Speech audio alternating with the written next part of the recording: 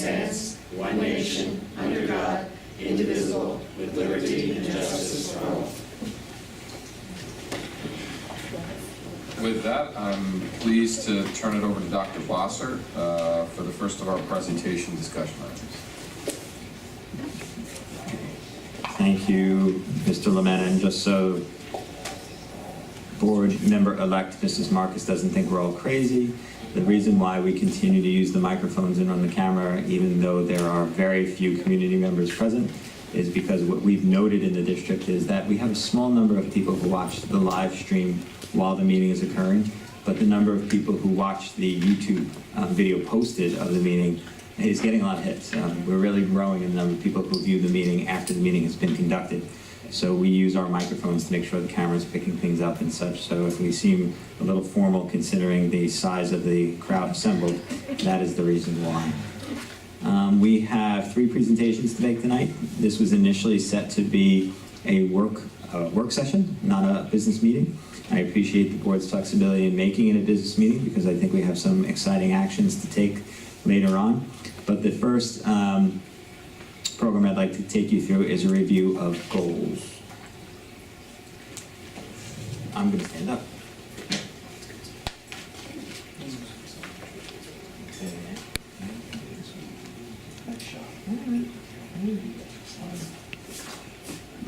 Can you hear me now? During the summer months, at a board retreat day, the board began the difficult process of establishing overarching goals for both the board, the administration, and therefore the district. These goals that were established we felt were reflective of the priority needs of the district. And what happened from there is not only did we post these goals all across the school district, as you see one of the poster size right here in the library, is we asked all of the work being done in the district to be targeted at helping us to achieve one of these goals.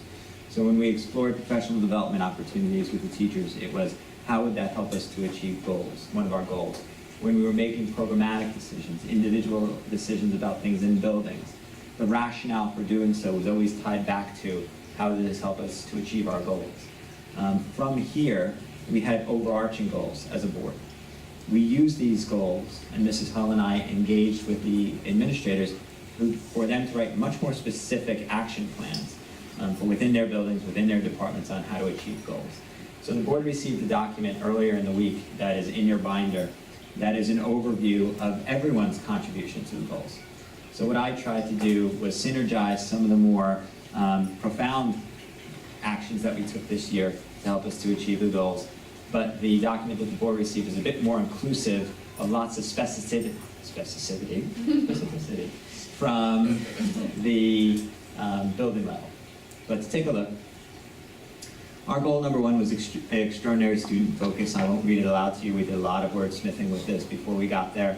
For Mrs. Marcus's benefit, the board did a lot of wordsmithing with proposed goals and settled on these for adoption, I believe in September, after ample discussion through the summer and eventually at the first business meeting. So we arrived at this as our first goal. And I believe, when we begin to talk about goals for next year, the first and most primary goal will have something along these lines as well, because we always want our focus to be on maximizing student achievement. Just different ways to say it. But when we look at what did we do to help us achieve these goals over the last 10 months, here are some of the things that I believe had a very positive impact on the school district towards achieving those. High visibility, and I'm not just speaking about myself. We've been talking about how educators, members of the board, teachers have been present. You see our administrators far more in classrooms and less in their offices. You see our district level administrators leaving district office, getting into buildings, being present for special events.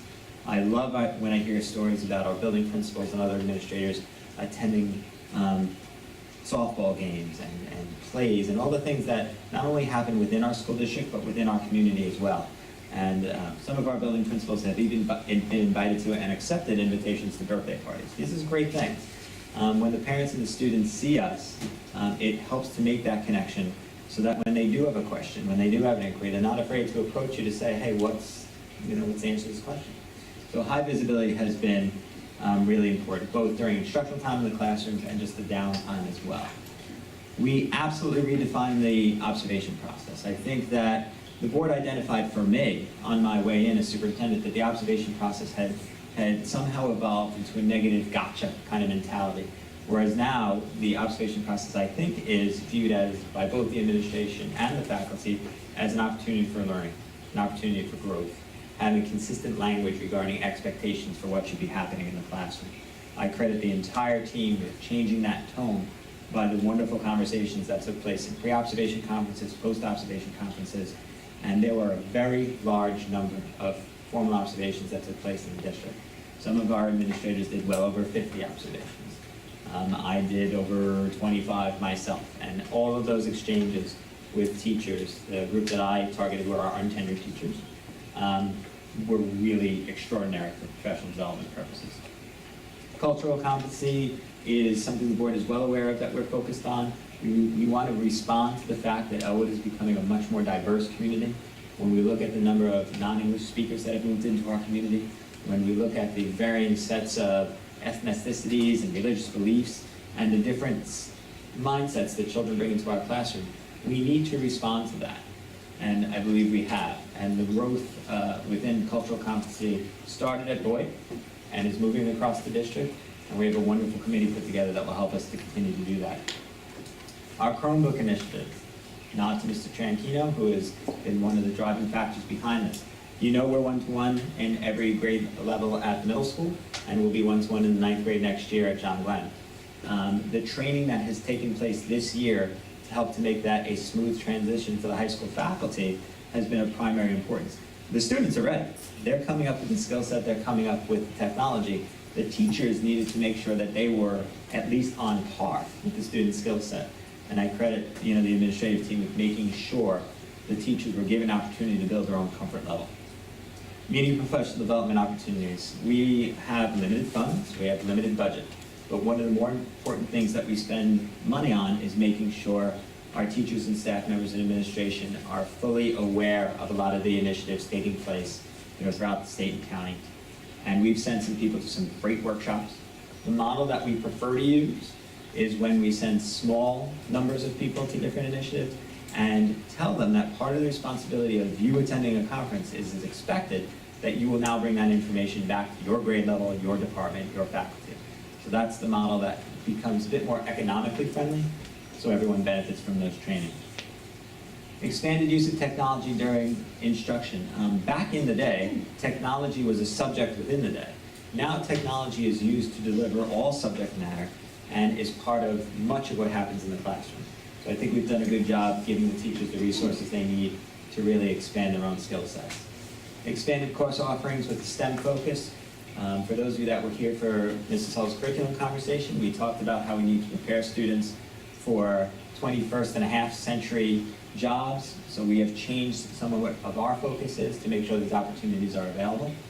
Planned implementation of AP Capstone. We spent significant time at the board meeting discussing that. We're looking forward to the kickoff in the fall. Mrs. Hull should receive credit for beginning a district-level curriculum committee, a district-level AS committee, and a district-level professional development committee. We wanted multiple stakeholders involved in these discussions and helping to make decisions that are going to shape the district. And Mrs. Hull has done a great job taking the chair position on these fully inclusive committees to discuss these important topics. And I think we have good plans being submitted for the future. Redefining the Board of Ed committee structure. Really, we spent a lot of time talking about that. I'm not sure we're exactly perfect yet, but I think the goal of making them more inclusive, more focused, more of a purpose, I think that's being achieved. So I was happy to see that development as well. Any questions? Goal number 2 was innovative learning practice. And again, that's similar to goal 1, but we tried to drill down and be more specific to the types of programs that we bring into the classrooms to make sure we're meeting all students' needs. So when we reflect on that, some of the things that I think really were highlighted in the overall goals that you have with youth is the level of differentiation, particularly at the elementary school. They did some things that were extraordinary. I wasn't sure how well the Oscar program would be received at Harley. And just to remind you what that is, basically students leave their assigned teacher for portions of the day and work in reading groups, homogeneous reading groups with children of a similar skill set with another teacher. That's differentiation at its best. It's actually moving children within groups. It's been very fluid to work with teachers who can plan specifically for the group that they have, and it's been done very well. The same thing happens at Boyd, but a little differently. Through the Teachers College Reading and Writing program, that is also lends itself to great levels of differentiation. Teachers work with different students of different abilities within their own classroom. It sounds like reading groups when some of us went to elementary school.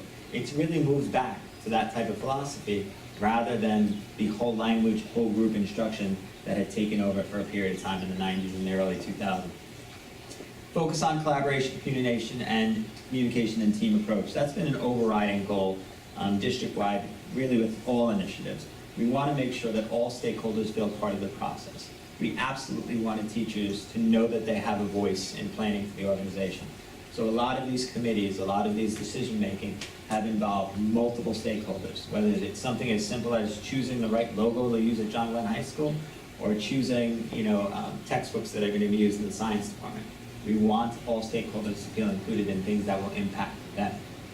Seal it by literacy, Mr. Cole and Mrs. Hull took you through a few weeks ago. That's a significant contribution that I believe has been made to John Glenn. Knights of the Round Table, focusing on teamwork, collaboration, character education, has been a nice addition to this building. The KORT does their regular activities. It's a small portion once a month, but the team building seems to carry on over into regular classroom and other time. So it's something that's been well received. Special events you're aware of, the STEAM Fair Night was terrific. The Maker Fair is coming up. This has been supported not only by the district, but our outside organizations who give us some financial flexibility to do some wonderful things with our students, and we'll continue to do them. Focused professional development. Like I said, we have a limited budget. So when we're sending someone to an initiative, we want it to be important. We want it to be in line with the district priority. And I think we've done a very good job of identifying the right initiatives to invest. Teachers Reading and Writing program through Teachers College being at the head of that list. It has really changed the way literacy and writing is taught at the elementary level, and now next year, moving into the middle school. We have taken advantage of many grant-funded opportunities. We spent ample time talking about the ASCD grant that Renee Spanos brought to the district and the science lessons that came from it. Recently, our Krista Albrecht and Liz Hell successfully achieved a Lowe's grant, which brought them additional opportunities to bring some innovative equipment into the classroom. And then our own groups, the EE, the EBC, our PTAs, have provided opportunities for us to do things that the budget may not have allowed us to do otherwise. Increased focus on IAS K-12. Mrs. Hull and I, when doing a programmatic evaluation, noticed that this wasn't an area of strength for the school district. The teachers teaching in those areas are strong. What we needed to do was look at the way these services are being delivered. So changing students' schedules, changing the way that this instruction is being offered was our goal, and we are heading in the right direction. Targeted review of standards for NYSED. The next generation standards were released in draft form. Elwood had a strong voice in response to those initial drafts. We purposely gave teachers time to review the standards with their department, with their grade level, and make recommendations to the state education department that I'm convinced had impact on what those drafts look like. A very large number of respondents came from our district, and remember, it went out across the state, so we're very proud of that. BYOD is bring your own device. Mr. Tranchino has been exploring ways to maximize the fact that nearly every student at John Glenn High School has a smartphone in their pocket, or carries a tablet, or has it. Opening up the wireless network to those students for planned use of bring your own devices is something I think is wise, something I think we'll continue to explore, and I wouldn't limit that to just the high school. I think that there are productive ways to introduce this technology into instruction when students are given the proper guidance and oversight. And turnkey PD practices, as I previously described, when we send groups out, they're responsible for making sure that message is heard by all. Questions? Mrs. Moore. Just with Oscars, my only question, I just want clarification. Are the students of a high reading level working with a teacher, or are they in the classroom reading on their own and the lower reading levels are pulled out for extra help? Good clarification. Every student is pulled into a group, whether they're high functioning or low functioning. Great. So they're all working directly with a teacher, and one teacher, rather than trying to teach reading levels A through E, we have a teacher just focusing on a group of A's a group of these, and it's worked really, really well. The part that I was concerned about, that I was closely evaluating, is would the process be fluid? Or if once you're a B, you're always a B. Through the data I've researched with Mrs. Milan, particularly at Harley, there has been a lot of fluid movement between groups. The third goal was fiscal in nature, and we talked about wanting to bring both short and long-term fiscal health to the district. Of everything that I reflect upon that I feel we've accomplished this year, these gains are probably the most sustainable. Because when I came here and I began to evaluate the district, and I had a lot of your help and support in doing that, I didn't see an instructional problem. I didn't see an institutional problem. I saw a financial problem. And I realized if we can do things that kept the focus off of finances and onto instruction, the district would really be in a much better place. The most difficult task we've had this year with finances is trying to explain to the community why it's so vastly different just 1 year later. I think an 82% voter response to our budget vote showed that they had the confidence in what we shared with them, that this isn't a shell game. We really are in a very different position, and there were many factors that helped us to get there. Some fortunate things went our way, and some of it was our efforts, caused it to happen. So having an 82% support rate for the budget was terrific. Settling as many collective bargaining agreements we did in a polite, respectful, courteous way. No one ever leaves the bargaining table completely satisfied. But the fact that all of our collective bargaining units were able to leave the table saying, I felt heard, I felt respected, I felt that this was a meaningful process, meant a great deal to myself, and I know to the board as well. We still have some units that we will need to settle, but those that we have settled with really will help to bring stable financial planning, because we will know what to expect for years to come. Obviously, what we pay in salary is the largest percentage of our budget, and having some definitive language in place will help us to do that. There may or may not be a wonderful resolution on tonight's agenda that will speak to that bullet point again. There have been many modifications to human resources practices and the oversight. I have to thank the entire team who assists in doing HR function. Obviously, I take the lead on that. Mrs. Loughlin, Mrs. Hall play a large role, but as do all other members of our leadership team. Everyone has some responsibility when it comes to HR, and everyone has really done a wonderful job making some of the adjustments that we've requested from district office to be more efficient in this area. Just maximizing some efficiencies has saved the district hundreds of thousands of dollars this year. So we're heading in a good place. We know that we've successfully lobbied for receipt of back aid due, the money that was owed to the district since 2008. We've received a schedule of payments that we'll begin to receive through the next fiscal year. That will make it really a night and day position for the district with what our fund balance carryover had been just 5 years ago, to even having the light at the end of the tunnel to know that it may be zero within the next 12 months is not, I'm not sure, something that people would have imagined 5 years ago. So that's really a step in the right direction. Working with the Board of Ed Facilities Committee, we are prepared to propose a capital bond. I think that will go a long way to addressing a lot of the health and safety issues and also enhancing portions of our instructional program. We have not yet received any negative response from the community when talking about a bond. The question hasn't been why, the question has been how much. And I think that's a really healthy reflection that the community understands that what we're talking about is essential for this district to continue to provide a safe and quality education.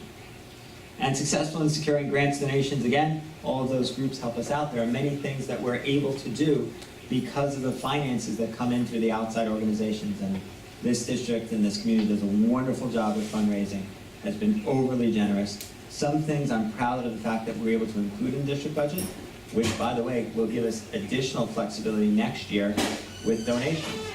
I was approached by multiple groups who said, well, we've always traditionally paid for this. Now you are going to be paying for it. What would you like from us? Music to our ears. That's when we can put our real creative thinking caps on and do some things that might be a bit outside of the box that we couldn't support in the district budget. Well, we have two community members here. Should I start over the presentation? Any questions about goal 3? Goal number 4 is consistent community engagement. I think one of the things that became clear to me, just in the interview process of coming, is that the board had a perception that we needed to be a bit more transparent with the community, and we needed to be a bit more open in our lines of communication. So what we tried to do throughout the year is establish those positive lines, establish those positive relations, and there are lots of ways that we did it. Again, maintaining high visibility, being there, being available, being approachable, will open up a lot of doors to conversations and making connections with our community. The 100-day plan implementation, we already talked about it, but the number of private meetings that were held during those first 100 days, the number of groups that were visited, I really think set a positive tone for people understanding that it wasn't just lip service. We're interested in hearing from you. The new website being launched in January 2017, despite some hiccups in design that I believe we have now ironed out, I think makes information far more accessible to our community than it had been before. The increase of school messenger and other communication outlets, enhancements to the virtual backpack, so parents will receive an email when the flyer has been placed in there, making sure that messages go out regularly, making sure that voice calls don't go out regularly, so that if your phone rings, you know it's important. We've modified those systems to try to increase the effectiveness of our communication. Superintendent's Roundtable, I have to tell you, has been one of the highlights of my years, sitting with those seniors and really just getting their perspective and insights onto our K-12 program has been great. I'd like to think they've enjoyed it too. They didn't just come for the pizza, but it might have been a combination of the both. Community forums and curriculum conversations. Mrs. Hull has held several, I held several. We will continue to do that next year. I have a sense that a number of my forums will be focused on the bond, but we will also try to get a sense of the pulse and what the community is interested in and offer forums to talk about those issues. I think it's funny that from Mrs. Hull's conversations about homework, the survey respondents were triple what we received about a capital bond. Homework doesn't cost a dime. We're asking for $30 to $40 million, and she received 3 times the response rate than the community did for the bond. So I think it shows that if you find the right topic, people are interested, people will give you their input, people will give you their feedback, and then we have more information to use in our planning efforts. Meetings with elected officials, there have been many. We had some bridges to build, and I think the board understands that. There were some perceptions of Elwood that just didn't match the reality. So it was important that we made statements to our elected officials of who we are, what our priorities are, and how they could be of assistance to us. And to the credit of every elected official that we met with, that was the question: how can I help you? And in many respects, they have taken action that did just that. Effective use of social media. I don't know if you find it effective, but I do. I think it's great that we have teachers and administrators tweeting what they're seeing during the day. I think it gives people that behind-the-scenes view of things that they wouldn't ordinarily have exposure to. Most children, when you ask them at the dinner table, should you have the great fortune of having dinner with your family, is what happened in school today? And the typical answer is, nothing, not much, don't know. When we're posting things that happen, not only do parents get to see it, they can ask questions of their children. Oh, there was a speech-a-thon today? Tell me more about that. So hopefully that's what it's doing. And so many faculty members and administrators have taken to it. I think it's great. Our use of Facebook in a healthy way, I think, has continued to help our brand. And Syntax has done really a great job getting good messages from Elwood out to the media. We see ourselves regularly in Newsday. We've been in some News 12 features. I'm not sure why we can't crack the nut of the local paper, but we're still trying. But I think that there's been tremendous growth in our messaging, making sure everybody's aware of the good things happening. Questions or comments about this presentation or the thicker set of goals reflections you were given?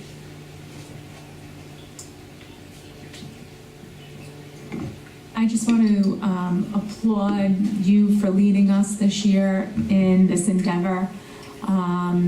Before coming onto the board, there's always a discussion in some of the subcommittees, like, what's our plan?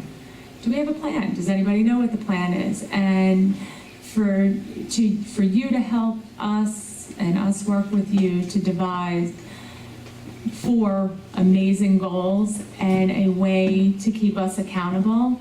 It's just been such a successful year. It's just been such a pleasure, and we've accomplished so much. in this school year. So I thank you, and I thank the other members of the board, and I think it was a really, really awesome year. Well, thank you very much for the kind words, and I will remind you that it's one year of many. And I would agree that we were very successful and this process went well, so please be prepared to repeat it again. This is an initiative that is not a one-year model. This, I think, is the right way to run our organization, and I'll be calling upon the board to help to establish goals that will drive next school year soon. I look forward to that. I think it was an exciting first year. I almost wish that the big packet of accomplishments were available to folks to look at, because we got a much more detailed description of each goal and all the things that Dr. Bossert and his team accomplished during the year to target each of the goals. So it was really exciting to look at that document when you sent it to us. Watch this. Mr. Tranchina, when we post the PowerPoint presentation from this evening, please remind me to send you the file that will attach the more elaborate goals now.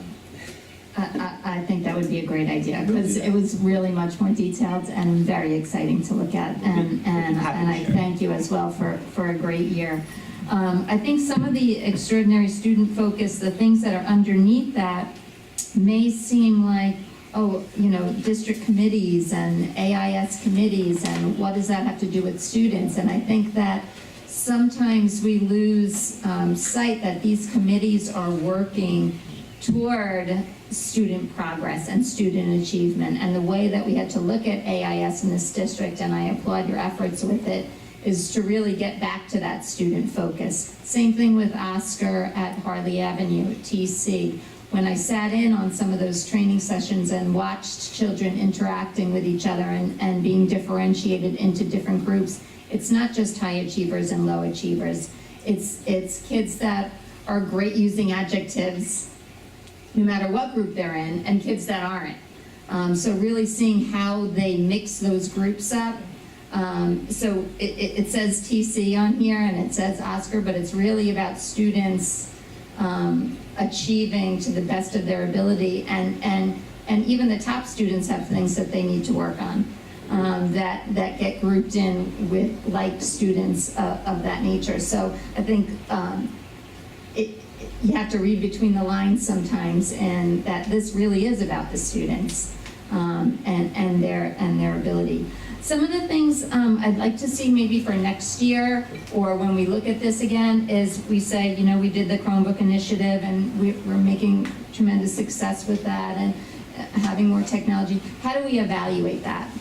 How is that making a difference for our students, and how do we quantify that? So that would be the only thing, feedback-wise, that I would think might be helpful. Some of these things like, well, these sound amazing. How do we know that's working? And what do we use to measure? I know we want to get away from standardized testing and looking at those things, and they're just a piece of it. What else are we looking at to say, yeah, that works. That's really better than what we used to do. So that's my only... Some of the discussion and debate that centers around standardized testing is clear, but the use of data to inform instruction and the use of data to inform decisions that are going to be made at the programmatic level should not be debated. We know the value of measuring student progress and measuring student achievement. So Mrs. Hall is taking notes for me, and I would like to provide the board with information of how we can measure impact of technology. Not as easy as it sounds, Right. because we don't have the control group of students not using it. But we can certainly do some historical data points to measure, since our Chromebook initiative, what has it done to our literacy levels, what has it done to our math achievement.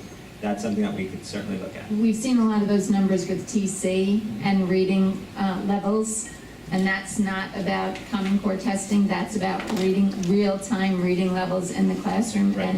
and we've seen what that data looks like, which is really exciting. But some of these other things, maybe a little data to back that up. We can absolutely do that. Sure. Mrs. Weiss or Mr. Tomeo, anything to add? I'll go forward. Julia really just hit a lot of it on the nail, so all I really want to elaborate, you first came in and you did this 100-day plan, and I think what you've done wonderfully is you've quantified that and you've gone along. So then we developed our mission statement and the 4 goals. And with that, now you've quantified it. And I think that's really great for everybody to visibly see the accomplishments that have gone forward on right in front of you. And I love that, and I want to continue that. I agree with Julia. I think there's some ways that we look at things and, you know, you get all types of different feedback, but to have some sort of measurable, you know, I always say data tells a story. It does. It doesn't. It's not so much numbers, but just the way that we get an accurate reflection of how we're doing.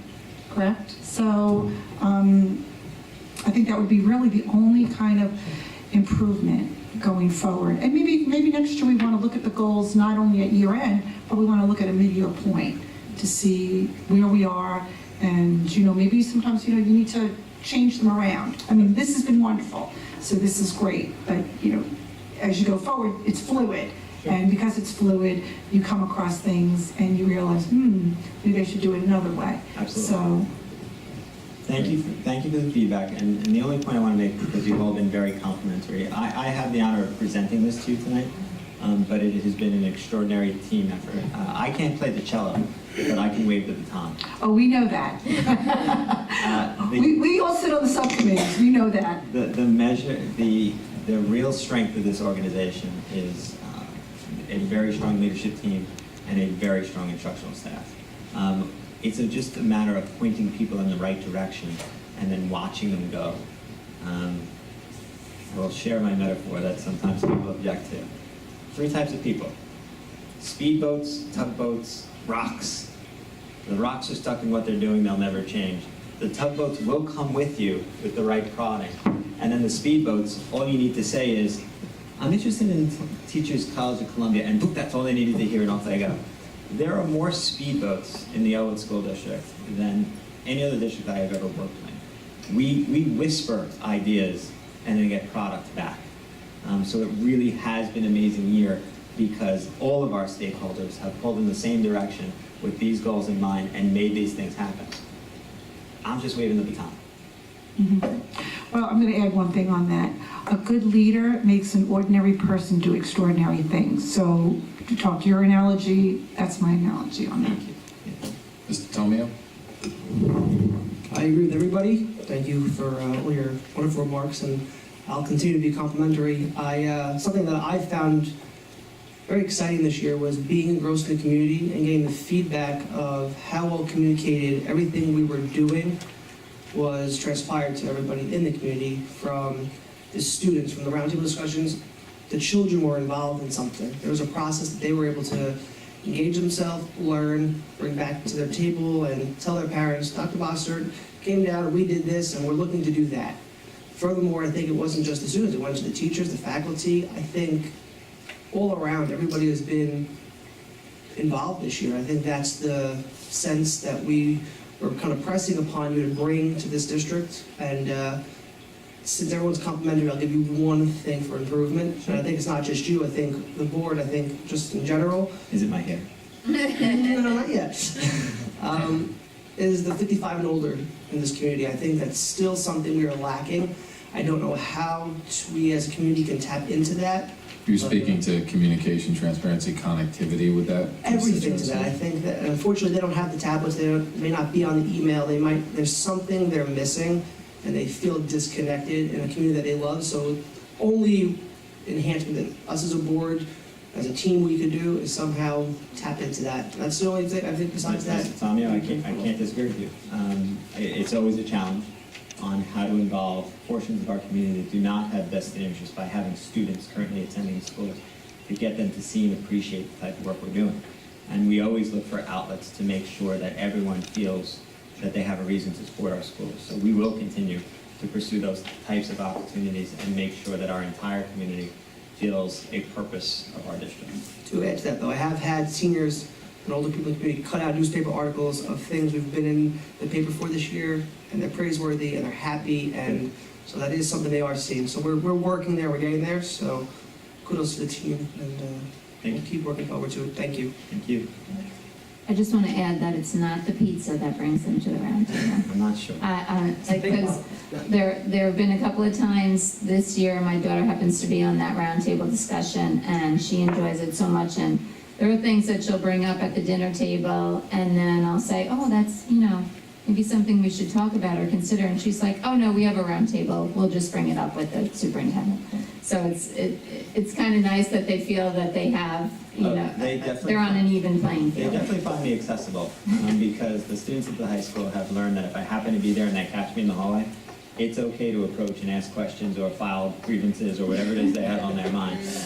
There is no curtains. Pretenses. There are no curtains. So I have felt very warmly received at the high school. So just to bring this to closure, tremendous progress. I couldn't be happier with how much has been accomplished by the entire team this year. I think the key for me, and I think you made this point earlier, is that these weren't one constituency's goals, they weren't your goals, they weren't the board's goals. It came out of a collaborative process where we really dug deep to say, what does Elwood want to be? What do we stand for? What are our values? What are our goals and objectives? And through that collaborative process, we ended up with robust, detailed, specific goals that could be mapped to a lot of activity that led to results. But ultimately, the key measure of success was all of our goals and objectives. It became the district's objectives, whether that's a TA, a student, a teacher, an administrator. I saw the community rally around a transparent set of goals. And as a result, with that clarity of purpose and direction, achieve great things. So the bar's been set high. Now it's about sustaining that momentum, and I have great confidence in the administrative team and next year's board to continue that forward. With a community of the totality of our educational community, I think re-engaged, re-empowered in a sense where they feel like they can really impact the goals and drive progress. So great first year. Let's build off it and sustain the momentum. And I thank you for those comments, and I think I would be negligent if I didn't thank the board for your contributions to the effort. Everything starts at the top. If the board has a positive outlook, a positive focus, and adopts goals such as these, it drives the entire organization. The board has served as the impetus for a lot of this growth, a lot of the change, a lot of modifications we made. A lot of things that have happened here have been a result of direct conversation with members of the Board of Education. So I think I owe you some gratitude for being as supportive and as focused on achieving these goals as you have been. There have been very, very few distractors that we have had to deal with during the year. And a good deal of that is because the board didn't allow for the distractors to come about. So I thank you for your efforts, Mr. Burnett, your contributions will be sorely missed. And it has been a great year, and I thank you for it. Great. Shall we move forward to committee updates? Now we can sit down. Okay. Mr. Tomio, do you want to lead us out with the facilities committee update? Sure, thank you. So facilities has been busy. We had a robust presentation done at the last meeting on May 18th, summarizing the work of the committee. This committee has worked diligently and collaboratively to identify essential elements that we've proposed for the capital bond projects coming up. Presentation from the May 18th meeting is available on the district website under the business office official page. The page will continuously be updated as the committee continues to move forward with the proposal to the board. Using the building condition survey, community survey, and input from the staff and faculty, a list of priorities have been identified for a potential capital project. The goal is to hold a vote in late November or early December within the range of $25 to $30 million. The committee will reconvene in late August to work on final recommendation that will be brought forward to the board in early September. And on behalf of myself and my co-chair Debbie Weiss, we just want to extend our appreciation and thank you to the committee for staying fully engaged. And for the last few years, they've made the health and safety of this district a priority, and it's important. And looking forward to continue the work and bringing something forward to the board in September. Excellent. Any questions for Mr. Tomio? Thank you for the update. Facilities is obviously a critical committee with massive work in front of us relative to the bond. So I thank you encourage for all. everybody to go back to the May 18th meeting. Kerry really went in depth. Thorough presentation. Very thorough presentation. So if you missed it or you haven't had a chance to get on the website, please do so. It's very informative. and she will do a additional one in September for sure. Great. Mr. Tomeo, Mrs. Weiss, thank you both. Curriculum, Mrs. Fried and Mrs. Weiss. Okay, I'm going to start off, and Maureen, you can jump in when I talk too much. So the curriculum committee is probably the largest committee. It's got about 40 parents and teachers and residents who don't have children. So there's a good majority of people that are over 55, and talking to James, that are still in touch. I'm very passionate about it. The curriculum committee, so what happens a lot of times in the curriculum committee is it's such a large group with such different views that what we found to be stagnating in the past years is that we tend to get off topic. And that has caused a distraction. So this year, when we looked at it at the beginning of the year, we kind of focused and said, okay, what are we going to do? So we opened up this curriculum conversation, which we've held a couple of times this year. It's an open forum, and it allows residents and people to come in and just kind of, say things and maybe discuss them in an open manner. Therefore, it's allowed us to be more focused on the curriculum committee itself. And the focus of the curriculum committee this year has basically been developing a philosophy on homework. And we've broken off into subcommittees, of which I am on one. There's been some incredibly rich conversations. Again, as Dr. Bossert mentioned earlier, there was a survey which got 3 times, am I correct? 3 or 4 times the amount of people that you did for the building survey, which just goes to show how passionate people are about our children's education. So with that, I don't know if Maureen, if you want to go into any details of the survey on that, but it's been, our last meeting is going to be June 12th. And on that meeting, we're actually going to come up with a draft of a philosophy that we hope to go forward. And we have some great work. We've done some, the data analysis on the survey tells a very interesting story about what our residents think, about what the parents think, the teachers think. We've done it on all ends. So, thank you. I think what was compelling about the survey is that parents responded for each child individually. So 523 children were represented through the parent responses, and 119 faculty members also participated for the teacher survey. And as we analyzed the results, one of the things we were looking for originally is there going to be something glaring? Is there going to be something that parents or teachers feel very strongly about? And instead what we found out is that there's actually good correlation between what parents are experiencing and what teachers are perceiving children are experiencing at home, because we wanted to look at that correlation.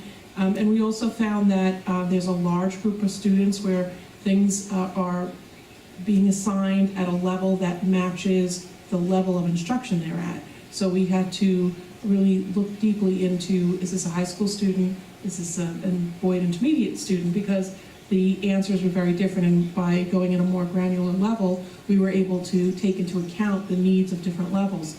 So what we decided that we want to take away to help shape our philosophy is that there are students at every level who are experiencing either a lot of homework, or it's taking them a long time to complete it, or there's one particular subjects that they struggle with.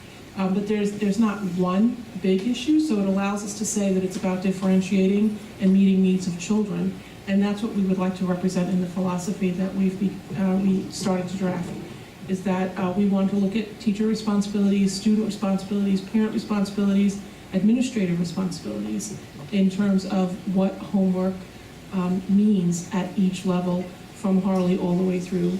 And we want to be cognizant of the grand conversations happening about homework all around us right now. It's a big topic that comes through social media, through the news. So we're aware that we're looking at student achievement, how homework supports student success, and the quality of student life and the quality of family life. So we want to look at all of that together. I just want to add one more thing onto that. From the analysis and the data, it also lets us look at, and being able to focus on this one topic, it lets us look at takeaways from it. So from looking at the analysis, we said, okay, if there's a student, if there's problems where they don't feel like they need assistance with the homework, well, why is that? And what does that what is the next step that's leading to? What is the action item? So really, it's helping us not only look at the present day and look at developing a philosophy, but also letting us to have takeoffs to come up with maybe future goals and actions that are going to precipitate growth in our children's education. And that's been incredible. It's been incredible. We anticipate that we'll have a philosophy drafted, because our subcommittee is bringing one forward to the larger committee. And then that work has to be shared out with our faculties for further discussion and further discussion with parents, because we really wanted to meet the needs of our students. And then just to mention other pieces that we tucked into the curriculum committee meetings were updates on some initiatives going forward. For example, explaining things about the STEAM night or the Maker Fair, explaining programs that are happening in classrooms. So we like to take a little bit of the time in the committee meeting also to just make sure our committee members were up to date on some of the initiatives that we were invested in this year. And you did that in the conversations also. Yes. Yeah, the conversation, yeah. Thank you for representing the committee so well. I just want to thank Mrs. Hull. It's been a great year on the curriculum committee, and a lot of it is because of your leadership on the committee, and I really appreciate your openness and your availability of time, not only coming to our committee meetings, but also having these curriculum forums, because there are many small items that came up in curriculum forums that you had the directors writing down according to what specialty they were in, and just being able to address residents and get a quick answer for somebody. Where are they learning a certain piece of grammar, for example, that kind of thing. I think also, in addition to the homework philosophy, we talked a lot about curriculum mapping and actually having parents have accessibility to what should my student learn by the end of third grade. And that's in the works as well. But I just, I'm not supposed to be presenting for curriculum, but I didn't want to let it go by without thanking you, because it's been so refreshing this year, and really a lot of things have gotten accomplished with the input from the whole community, with your patience and your listening. So I just want to thank you for that. I ditto that. Thank you all. The next committee for an update would be the Technology Committee. Mrs. Weiss and I are on, and I've asked Mr. Tranchino, who's really been a driver of this committee, to provide an update. Thank you. I appreciate the opportunity. So this year, the Technology Committee took a different tact, a different track. In previous years, we've evaluated IT solutions. We've looked at things like multifunction copiers and what product we would bring in across the district for that solution. We've looked at last year with our aging smart boards, how we might bring in interactive displays, and we evaluated those. But this year we looked at the goals and we said, let's take technology and apply it to one of the goals and do something a little bit different. And what we did was we applied it to the goal number 4, consistent community engagement.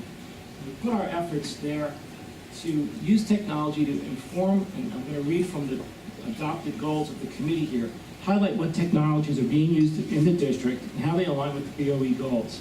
Provide a deeper understanding along with useful resources and real examples, highlighting best practices to not only drive awareness, but provide the needed support. Utilize many different methods and strategies to get information out, perhaps a website, videos, paper or social media, etc. So to that end, we came up with 2 deliverables. And if I could just take a moment to show you.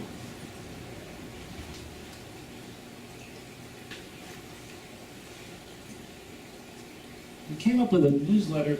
We call it the Elwood Tech Talk, and it's rather than a PDF packaged, emailed out, which is something with a lot of text and some interesting pictures, we wanted something that was a little more engaging, sticky, as we say in the web business, something that people are going to get on, stay on, because they're not reading paragraph after paragraph about different things that really need to be shown, such as a Boy Robotics Club. I'll click on that in a second. That's going to happen. Behind the scenes at STEAM. This actually links out to Twitter, and this Twitter feed has videos on it. Oh, I know that one. That's the one. So here we're using our newsletter to click to connect out to social media through Twitter, and through Twitter then we're further leveraging the reach, right? So people can retweet, they can comment on it, and it's a way to make this, which was emailed to everybody and does sit on the Elwood Public Library Resources page, more powerful and get more reach.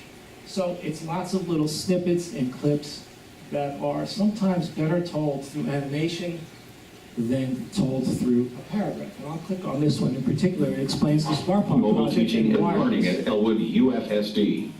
Wireless access is the key. Sergey is a student at the Boyd Elementary School. His classroom has several wireless Chromebooks for students to use each day. For the Chromebooks to work at all, they need to have a reliable Wi-Fi internet connection. Sergey has many websites and online tools he needs to access each day. Our district wireless network presently has one access point in every other classroom. With the number of wireless devices vastly growing, we need to add more capacity or access points for students to get to the learning resources they need. We are starting a smart bond project that will place a wireless access point in every classroom, in every building. Sergey and his fellow students will always be able to count on the Chromebooks working in every classroom. His teachers can count on their online resources to always be at the ready for their daily lessons. So something like that is probably a few paragraphs of some technical verbiage that may not get the reader through the first few sentences before they move on to something else. Maybe better told with an animation. So we tried to make it exciting and cover some of the different uses of technology across the district, showing some of the value that it brings to the curriculum with short snippets and also some resources to support the parents and the students that are using the technology. And this one especially, this Meet Your Chromebook, is an important video to watch. If you've got a Chromebook coming home to your house or a student that's about to get into this, you need to watch this video. This young lady does a wonderful job. It's a few minutes, I won't click on it, but again, it could take up 3 or 4 pages of text as a guide, or you can watch this and it's somewhat entertaining, but certainly informative and useful. So I thank the committee for their support of doing this. It was something new to all of us. What tool would we use? Are we going to build a website under the premise that if you build it, they will come? Or are we going to do something more with a push where we can email it to everybody and then have it perpetuate through social media? So we chose the latter, and I think we're up to over 400 hits on the newsletter at this point. So that was one of the deliverables. The other one is important that I do want to show you, and that is the website. The website came out, and immediately the committee, we had a meeting just within that week, and there were things that were missing that the old site did better, and through your suggestions, we were able to make these changes. And one of them is this latest news here. This is important because there was no place to put latest news other than further down, perhaps in one of these stories, which, by the way, there were only 3, but the committee suggested could we get some more up there, so we put 4. But latest news is right here. When we say it's on the website tomorrow morning, that's where you'll look. You're going to look in latest news. This navigation up here, we wanted to have quick links and a parent portal button, because a lot of the traffic on our site, our analytics show, is to go directly to the parent portal. And quick links simply brings you down to the quick links bar here. So those 2 things directly related to goal number 4, and I want to thank the committee for especially this. This was exactly what the site needed, but we didn't really have our finger on it, but we knew that things were too many clicks away, so that really was some very good work. Mrs. Weiss, Mr. Lamena, and committee members, we had a good year. Any questions? Mrs. Weiss, anything to add? Yeah. Oops. Working on this committee has been like being at Google and having that brainstorm. We were able to, I mean, I'm a geek. a tech geek, and Mike, I can say that you are too a little bit, but getting everybody in there and kind of, we just really, this is a problem. Here's our global vision, and you guys built that vision. I mean, we talked about ways to communicate with the community and bring that knowledge in, and poof, Jean, Martha, Krista, you came back with it was just an amazing process. And I think the result was a tangible, obviously a well-viewed document. I'm sure it's going to grow. The tech talk it blew me away. So I just want to say thank you, and thank you for bringing our vision to life. I think that's well said. I'd applaud Jean for taking a fresh approach. I think it is a good thing for all the committees to look at, which is you just don't have to do status quo approach this year the way you did it last year.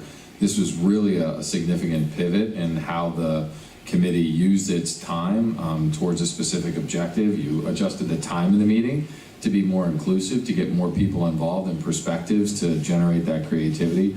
So I applaud you for the efforts, and it's tangibly in front of us every day in terms of how we're communicating tech progress. So nice work, Jean, nice work, Mrs. Weiss, and the whole committee. Thank you very much. And while I have the mic, I've been asked, actually ask you the following question about the use of laptops at the board meetings. How do you feel going forward? Is that something you'd like to continue with going forward, or do you feel that it is not necessary? We do take the time to load files on them and put them out, and we're absolutely, glad to do that for the value of it if you feel there is such. So I think for Mrs. Weiss's benefit, we had kind of gotten away from getting these booklets, and we just had a laptop in front of us. Without anything, we would write on a separate sheet of paper, that kind of thing. So I guess the question is to not have the booklets and just have the laptops again, or to have both? To me, Or both get are- rid of the laptops and go back to books. Right. I think, Right? reflect on it. I think it's a question, we used to just have books, and then we said, well, let's try to be electronic, More get away from environmentally conscious. paper-based solutions. We kind of evolved back to a little bit of both. I think it's a valid question to consider for the board as to what's the most effective way for the board to conduct its business. Is it having the paper in front of you? Is it leveraging the laptop? Is it a combination of both? But in the spirit of not just doing what we do today and defaulting into it tomorrow, I think the board, with Mrs. Marcus added next year, should evaluate how best they want to do that. So Jean, we'll get back to you. I won't, but they will. All right, thank you for the update. The next one it would be safety. Dr. Bassett, I understand you're going to provide an update on the safety committee. And I'm doing so in Mrs. Laughlin's absence, who has helped to chair that committee. I think that some total of the work is really focused around the emergency response plan that's on the agenda tonight as part of the presentation, so we can kind of kill two birds with one stone. The board has been given access to the drafted emergency response plan.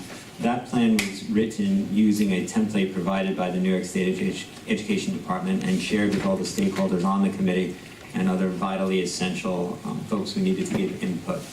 The way the process works is if the board is comfortable this evening with the plan that you've reviewed at the surface level, it will be placed on the district website for a period of 30 days for comment.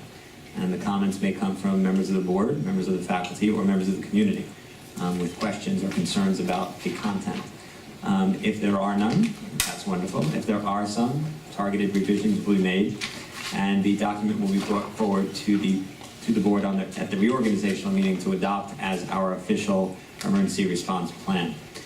Please do not confuse this plan with the building plans that are confidential in nature and are known to the principals, faculty, and staffs of each of our school buildings. This is an overall plan that is required by the State Education Department. And I thank the committee members for their efforts in helping to put it together. Mrs. Weiss, Mr. Tomey, anything to add? Dr. Boswell, thank you. Okay, great.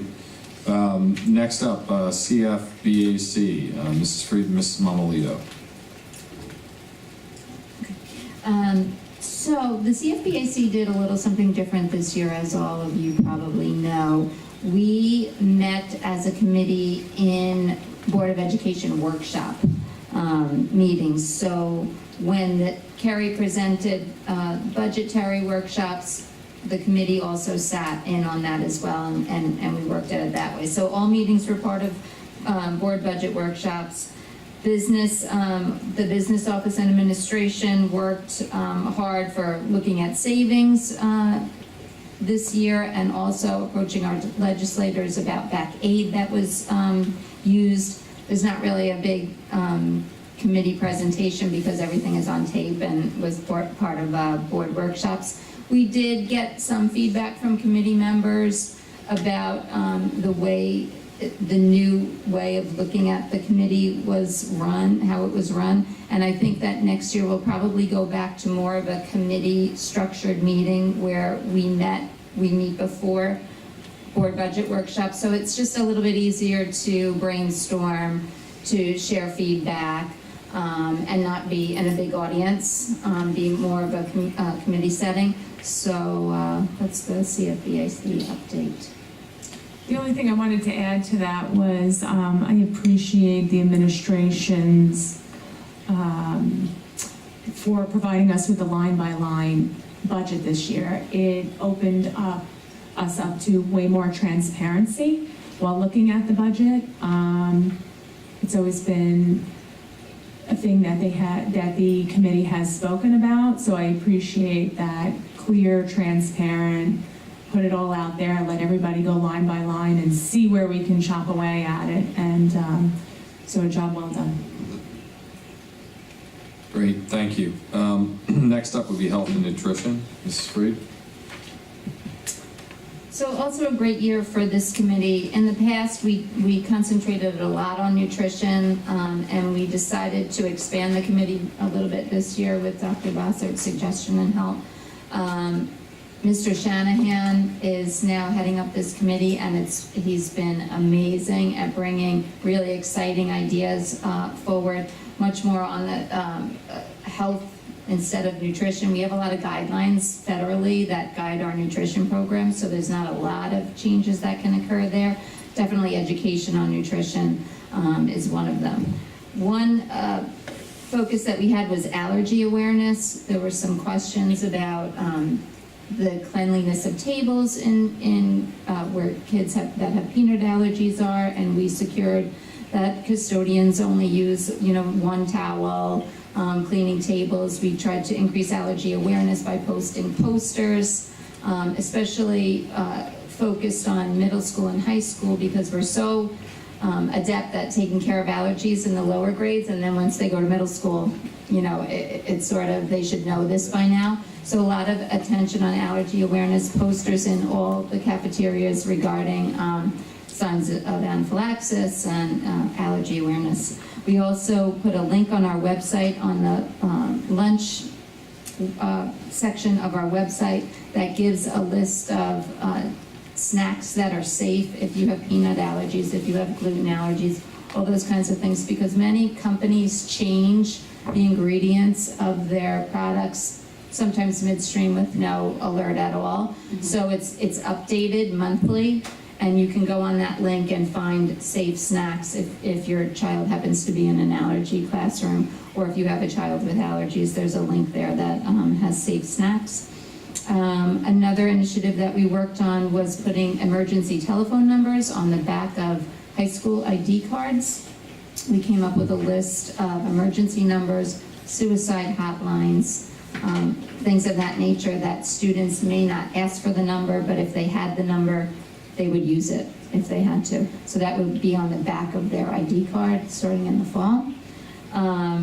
Mariano Gonzalez, our athletic trainer, also brought, not to be confused with our emergency action plan, an athletic emergency action plan that really focuses on emergencies on the athletic fields. Not so much experts, but what team members can do and what responsibilities each of those team members have in an athletic emergency, a health emergency on the field. Included in that is what the coach's responsibilities are, what the students' responsibilities are, assistant coaches, athletic trainer. So that was really eye-opening, and he did a great job with that, getting that plan set forth. Where the AEDs are, who's responsible in bringing them, all those kinds of things are in this action plan that all the coaches will receive training in. Also, what are the easiest entrances into the fields for ambulances, that kind of thing. Where are trauma centers? Where will kids go based upon the level of their injuries? All of that will be in this athletic emergency plan, which is great. So I applaud him with that. In there is also our concussion policy and our suspected spinal cord injury policy action plan. So that was very interesting, and we reviewed that. The last thing that we did was we had an expert, I believe, Dr. Miller, who's kind of made this his passion. He's a pulmonologist with an expertise in asthma. And I think we'll be one of the first districts on the land, or the second? First in Suffolk County, second on the land. Yeah, to have nebulizers available for students on athletic fields should there be a need for nebulizer treatment.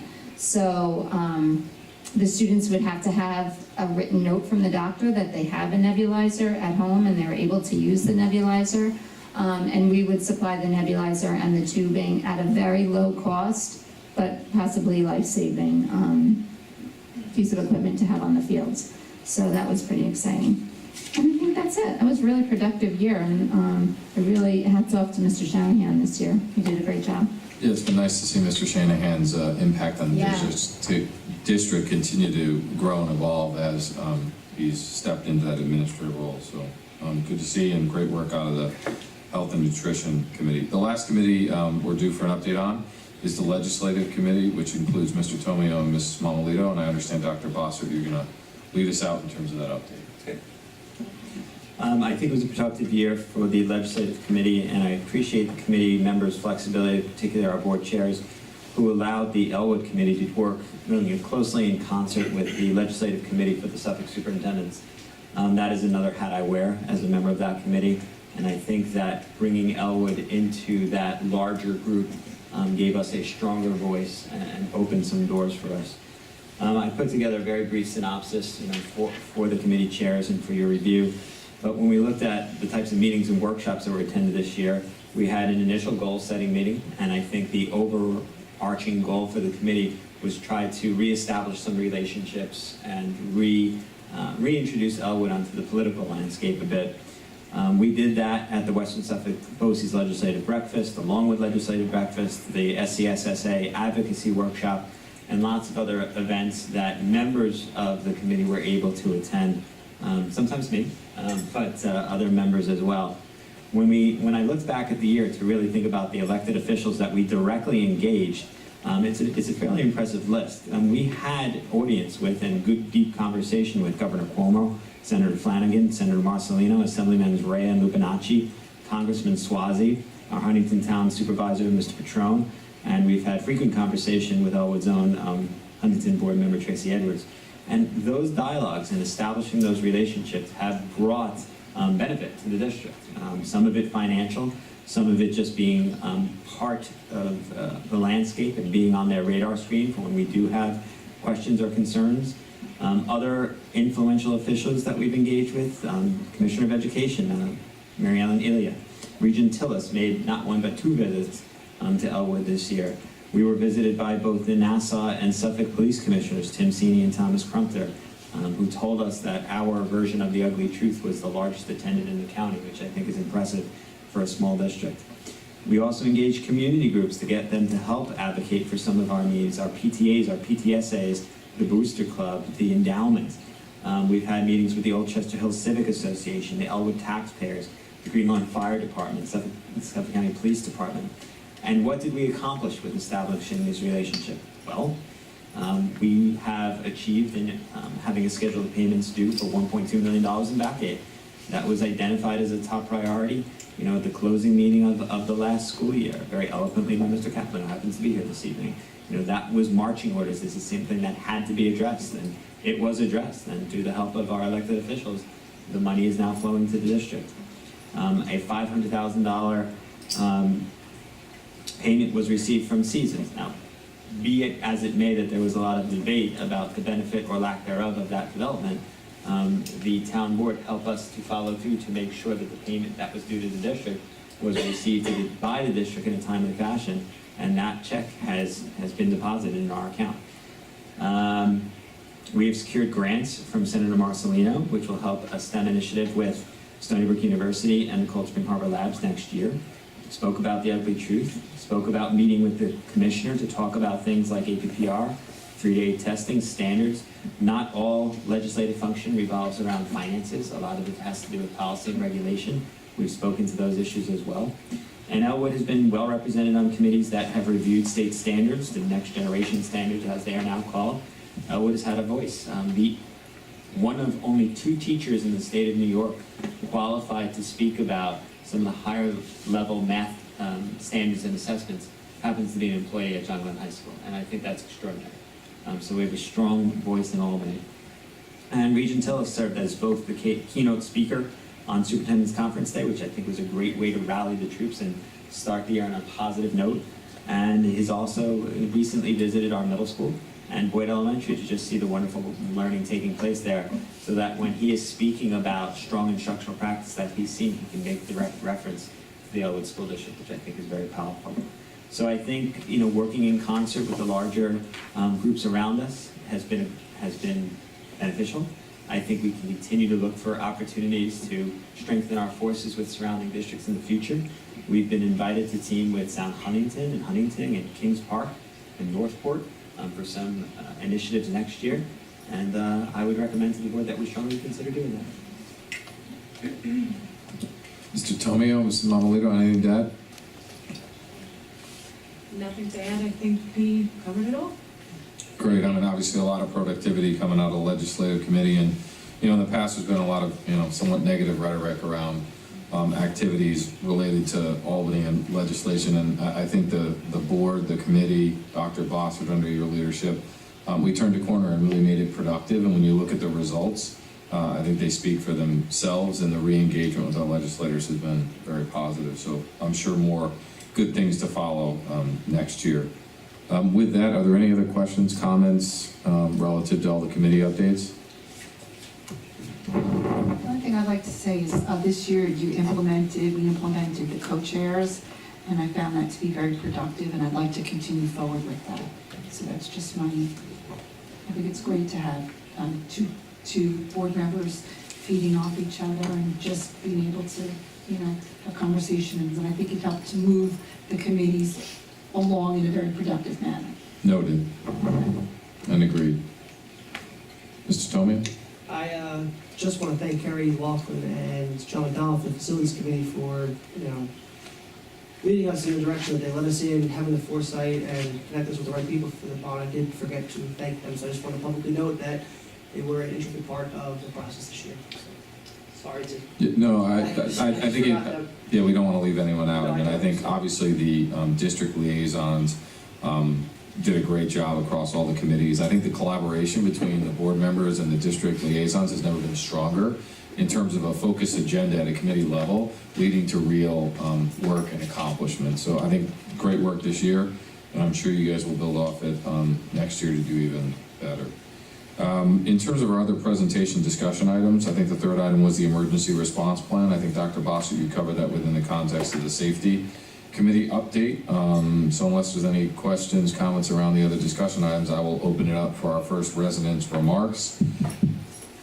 Seeing none, I will open it up for residents' remarks. The board encourages all residents to attend its meetings, and this section of the agenda affords them the opportunity to speak. Persons wishing to speak should identify themselves and any organization they represent at the meeting. Comments should be kept as brief as possible and may not exceed 3 minutes, consistent with Board Policy 2351. Public discussions of matters relating to staff, students, or others at which their reputations, privacy, or right to due process could in some way be violated is prohibited. With that, I'll open it up to our first residents' remarks. Mr. Kaplan. I think I'm supposed to announce it. Could you please announce yourself, sir, who I don't understand who you are? Don't take up my 3 minutes from it. Thank you, Andrew Kaplan. Tonight I represent myself. So I don't want to be that former board member that keeps showing up at board meetings and harps on old stuff or other stuff. But if I feel passionate about something, you know I'll come out. At the last meeting, I addressed the board in regards to a discussion item where there was very little discussion, and that was in regards to adding the eligibility of board members to participate in the district's health care plan. I have some additional notes on that that I'd like to share and make sure become part of the record. I remind each of you the role of the board. Your role is to hire administration, express the will of the taxpayer, and primarily governance over policy, procedure, and to ensure that laws are maintained and followed by the district. And not on that list, and not anywhere, not in NISBA or any other guidelines you might look at, is to have active discussion or thought around how to add to your own benefits. A little bit of history, which I always like to bring to the discussion. After the Roslyn School District and Superintendent Tassone were brought to light in a very controversial way, Elwood was the first district to enact an audit committee ahead of any legislation that required such a committee. First thing that committee did, and I was on that committee, was we looked at the different perquisites that were available to employees and board members. We looked at cell phones, we looked at cars, we looked at trips, we looked at credit cards, we looked at a variety of things, and we made recommendations to the board. At that time, I was not on the board. In regards to their ethics policies and their policies regarding those matters, I point you back to that. And let me talk about the benefit itself, health care.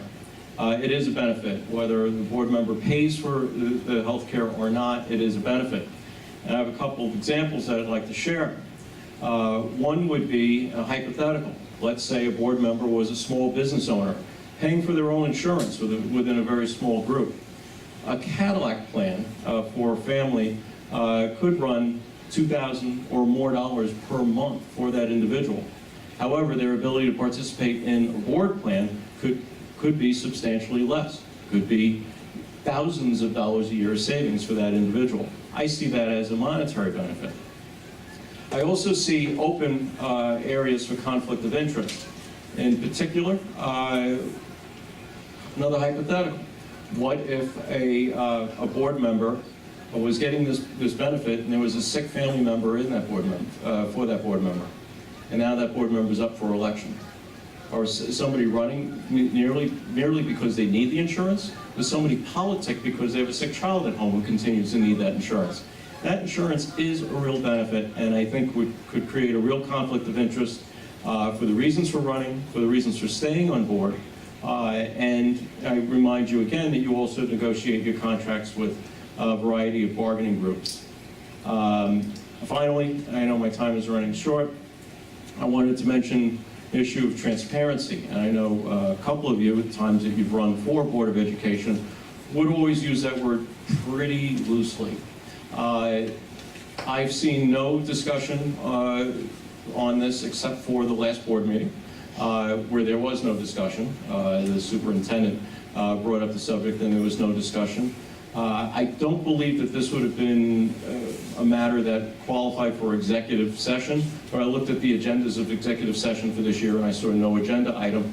And as Ms. Malino, you've pointed out in the past, we needed to be very detailed on those agenda items. I saw nothing there that would have indicated discussion on this. So I thought it was peculiar that there's been no discussion yet this is out there. So I have foiled all the documents that may be related to that, and you may want to see that as well. Thank you for your time. Okay, thank you. Are there any other residents' remarks this evening for our first session? Sure, Dr. Bosser. Mr. Captain, thank you. I don't have an opinion on the issue. I just want to speak to you about procedure because we obviously sought guidance from council on this particular issue because it's something we were asked to research in order for the board to move forward with offering health care to board members to pay for. It would require a board resolution to be passed at a public meeting, and obviously discussion would ensue before that occurred. At the prior board meeting, when Mrs. Laughlin asked answered questions and gave details about the availability, her closing remark was, I will need further guidance from the board about whether to place this on a future agenda. That has not yet occurred, which is why it's not on the agenda tonight. And without hearing from any member of the board, it's not planned to be on the next agenda. I think the board was fact-seeking. I think they were given the information they requested, and now it needs to be raised as an issue by a board member to be placed on a future agenda. And that is the only conversation that's taking place about this particular item. Yeah, and I think just to add to that, the information that was shared last meeting was about establishing a baseline of information prior to, any action or direction being provided to seek a resolution. So it's been about information sharing, and I think that's where we're at in the process. Yeah, and now it's up to the board whether they want to see it in a future agenda, and if they would vote to support it. That's where we are procedurally. And again, to be clear, there's nothing on this evening's agenda relative to that specific item. Any other residents' remarks for our first? All right, seeing none, we'll move to our action items for this evening, which consist of a personnel agenda. One item of note, there is a walk-in item related to the memorandum of agreement with the Elwood Teachers Association. And to ensure full transparency relative to that walk-in item, I will read the resolution. And that is Resolution P8A within the personnel agenda. And it states, be it resolved that the Board of Education of the Elwood Union Free School District hereby approves and ratifies a certain memorandum of agreement dated May 12, 2017 between the negotiating representatives of the Elwood Union Free School District and the negotiating representatives of the Elwood Teachers Alliance, and further authorizes the Board of Education President to execute said agreement. So that would be included as a walk-in item in the overall personnel agenda. Do I have a motion to approve the personnel agenda with that walk-in item? A motion by Mrs. Weiss, seconded by Mrs. Mamalito. Questions, comments? Seeing none, all in favor? 5, opposed, 0, 5-0. Mr. President, may I comment? You may. I would like to thank the Board of Education for your support for the action items brought forward, and for the purposes of the community president and those who may watch our video later, that certain memorandum of agreement that the board just approved with the Elwood Teachers Alliance was a 5-year contract settlement that will begin effective July 1st of this year and carry through the year 2022. It is I did that math correctly, yes. It was a collaborative effort of negotiations between the Teachers Association and the district that began well back in the fall. All the dialogue we had was meaningful. I believe the agreement is in the best interest of the district, and I think very reasonable for the members of the Alliance. And I would like to thank Mr. Pushy and their negotiating team for coming to the table with reasonable and rational thought, and really working with the district to make sure that priorities that had been identified by the Board of Education and Superintendent were addressed, and that the agreement will help us to really sustain that financial stability we're looking for in years to come. I think it is a fair deal for both sides of the table, and I think it's something that really came together through true dialogue and collaboration, and I'm very pleased with the board's support and the outcome of that endeavor. Excellent, congratulations. And just in addition, of course, we want to thank you for the respectful tone of the negotiation. Also, in the spirit of transparency, the agreement is online, correct? The memorandum of agreement will be posted along with the other supporting documents of tonight's agenda. Okay. And once the contract is finalized, it will be placed on the BOE tab of the website, as all of our current agreements are. No need to foil documents that we hand you. Excellent. Having completed our action items, we'll move to our second residents' remarks. Again, remarks are limited to items voted on and or discussed at this business meeting. Persons wishing to speak should identify themselves and any organization they represent at the meeting. Comments should be kept as brief as possible, may not exceed 3 minutes, consistent with Board Policy 2351. Public discussion of matters relating to staff, students, or others of which the reputation, privacy, or right to due process could in some way be violated is strictly prohibited. With that, I'll open it up to our second resident's remarks. Seeing none, can I have a motion to adjourn our work session / special meeting of the Board of Education of June 1st, 2017? Motion by Mrs. Weiss, seconded by Mrs. Mamalito. Those in favor? 5-0. Meeting concluded. Thank you. Have a wonderful evening. Thank you. Oh, sorry. We will adjourn to go back into executive session. I apologize. We will go back into executive session.